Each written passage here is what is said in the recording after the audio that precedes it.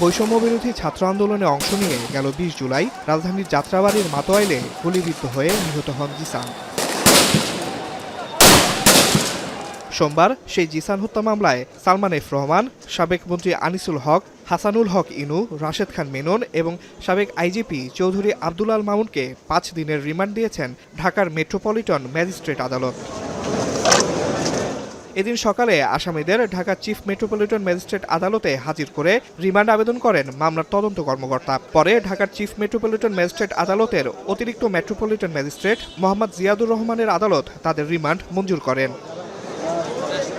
এছাড়া একই দিন যাত্রাবাড়ি থানার মেহেদী হাসান হত্যা মামলায় আনিসুল হক, রাশেদ খান মেনন, হাসানুল হক ইনু ও চৌধুরী আব্দুল আল মামুনকে ৫ দিনের রিমান্ড দিয়েছেন আদালত। রাশেদ খান মেনন এবং হাসানুল হক ইনু ও আনিসুল হক এদেরকে যাত্রাবাড়ি ২টি হত্যা মামলায় তাদেরকে ৫ দিন করে ১০ দিন রিমান্ড মঞ্জুর করা হয়।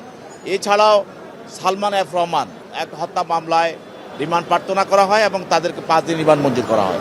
সালমান এফ রহমান উনারা আসছেন, উনাদেরকে রাশেদ খান মেনন সহ যারা আছেন উনাদেরকে ৫ দিন করে পুলিশ রিমান্ড দেওয়া হয়েছিল ২টা মামলা।